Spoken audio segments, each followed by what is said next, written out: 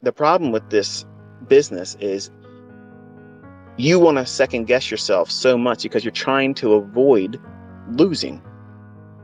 This is the number one characteristic of a losing trader. You're willing to hold on to a losing or questionable trade. Come hell or high water, you'll hold that. It isn't moving like you wanted it to, but damn it, you're not letting go of it. Because what happens if you close it and it runs in your favor?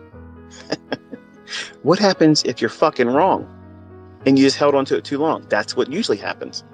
See, if your trade is right, it's going to show you right away. Well, the perception of others about them. That's what they're trying to have new equity highs in that. And that's the problem.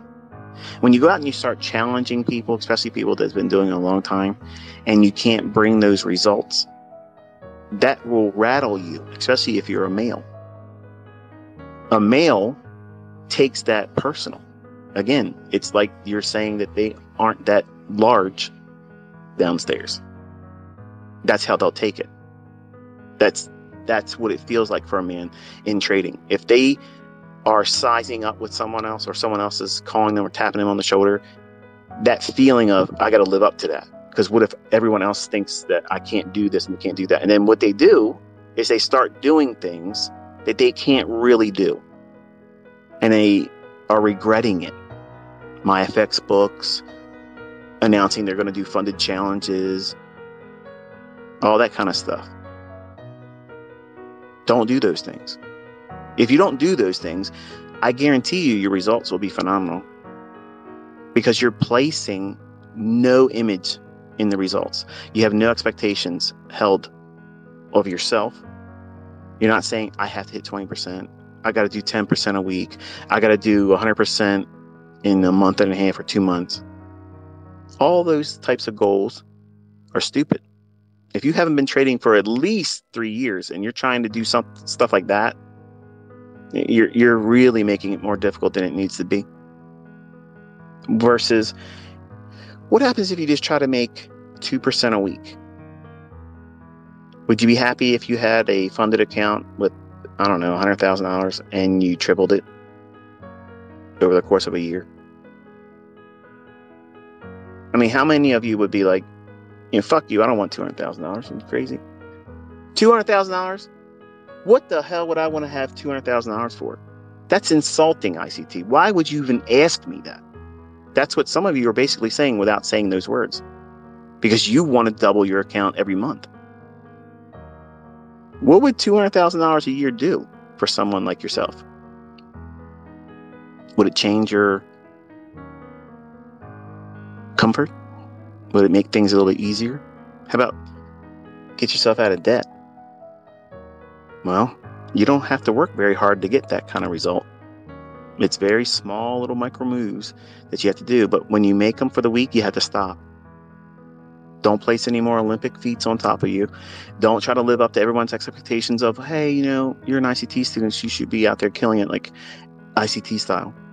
No. One good trade a week. Do it and be done. It's about making money.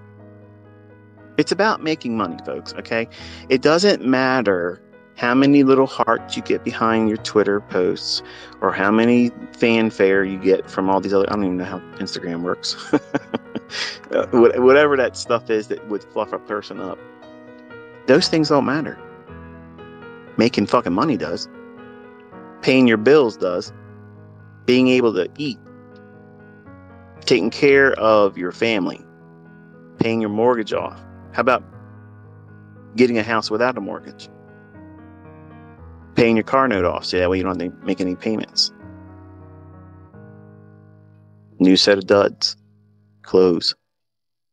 Doing something for someone that wouldn't expect it. Those types of things. That right there, that is a real motivator. Coping skills, going through the processes that I've taught in great detail on my YouTube channel. But the problem is, you're one of those individuals that want ICT to get right to the point. The point is, you don't listen. That's the point. The point is, you don't fucking listen, You're not trying to take good advice, and you just want to do it your way. You want Burger King fucking mentorship. Okay. Have it your way. Well, have it your way mentorships don't make millionaires. That's the way that works. Okay. It creates emotionally charged traders that hold on to losing trades too long. And then when they fail and blow up in your face, that creates that loser cycle where you want to try to get it back right away. You know what that means? You're going to lose more fucking money. And it just keeps repeating and repeating. And then finally you blow your account. And then what happens? You beat yourself up because you're going to look at the trades and say, why the hell did I even do that? There was nothing in the market. Why did I buy that? There was no fair value gap. There was no order block. It didn't even take sell side liquidity. What the fuck was I doing? You're chasing emotional charges that you put behind that decision.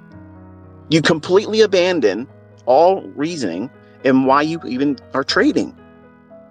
You're not the only one that's done that. Everybody does that. Everybody does it. Why? Why is it so hard? Because you're competing with yourself. You have to live with yourself. You have to wake up in your own skin tomorrow and the day after. And the decisions that you make today and yesterday and what you'll make tomorrow come with consequences.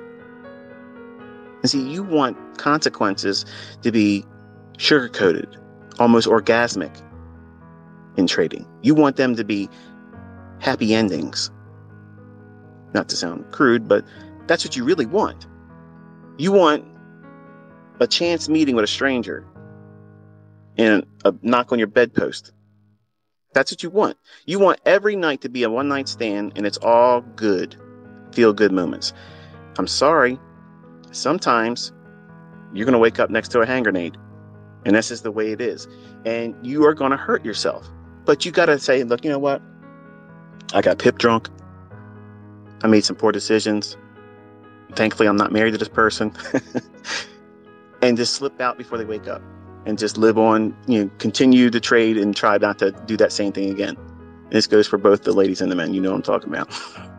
Somebody just whispered, I just did that last weekend. How's he know? I'm watching. I got my eyes on you.